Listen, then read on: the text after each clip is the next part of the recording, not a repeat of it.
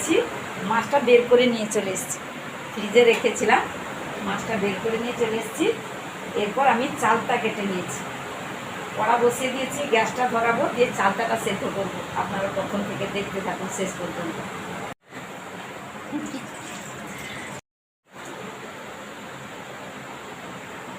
চালটাগুলো সুন্দর সেদ্ধ হয়ে গেছে, দেখুন কত সুন্দর সেদ্ধ হয়ে গেছে।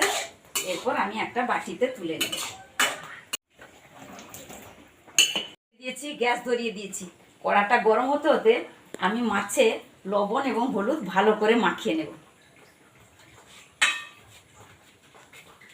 আমি মাছগুলো ভেজে নেব। ভাজা হয়ে গেছে, আমি পরপর তুলে নেব। ভেজে তুলে নিয়েছি। এরপর আমি চালতাগুলো মাখাবো, চালতা দিয়ে টক বানাবো। বন্ধুরা দেখতে থাকুন চালতা দিয়ে কিভাবে নোনা মাছের টক হয়। আমি প্রথমে চালতাগুলো সেদ্ধ করে জল ভালো করে নিগড়ে নিয়েছিলাম। এরপর কিছুটা চালতা রাখলাম মাখিয়ে খাওয়ার জন্য। এরপর এগুলোকে জল দিয়ে আমি মাখাবো। প্রথমে আমি জল দিয়ে দিলাম, অল্প করে জল দিয়ে ভালো করে চোখটে এইভাবে মাখাতে হবে। মাখিয়ে এর মন্ডটা নিয়ে নেবো। আর জুসটা বের করে নিয়েছি, এই যে দেখুন। এরপর আমি কড়া বসিয়ে দিয়েছি, সেই যে মাছ ভাজার তেলটা ছিল সেইটাতে আমি শুকনো লঙ্কা এবং 5 ফোড়ন দিয়ে দেব।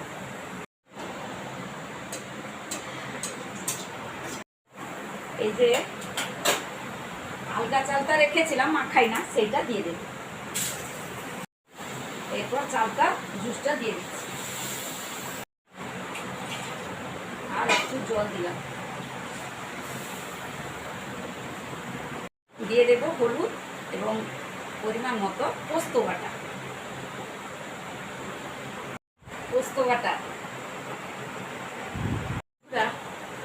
এই যে বৃষ্টি দিনে না, গরম কমছে না কিন্তু।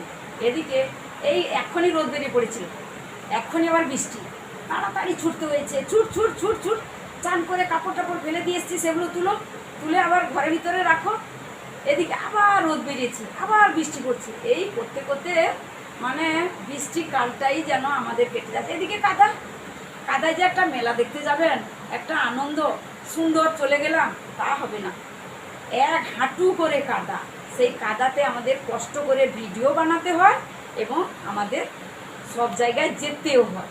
এত কষ্ট বন্ধুরা, আর কি বলবো। তবে যখন জল থাকে না, বৃষ্টিকাল শেষ হয়ে গেলে তখন কিন্তু আনন্দ, আর কোনো মানে ভয় নেই, খুব আনন্দ। শীত পড়ে যাবে, এরপর শীত পড়ে গেলে আর জল বৃষ্টি হবে না এবং রাস্তাঘাট যেন একদম ছিমছাম। কথা বলতে বলতে কত সুন্দর টকটা ফুটে এলো। এরপর আমি দিয়ে দিচ্ছি বেগুন, এরপর দিয়ে দেবো টমেটো।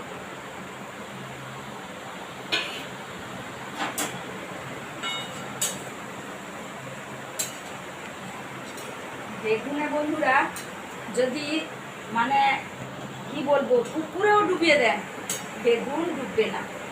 বেগুন কোনোদিন ডুবে না। দেখুন বেগুন ভেসে আছে, কতটা জল আছে, বেগুন কিন্তু ভাসছে।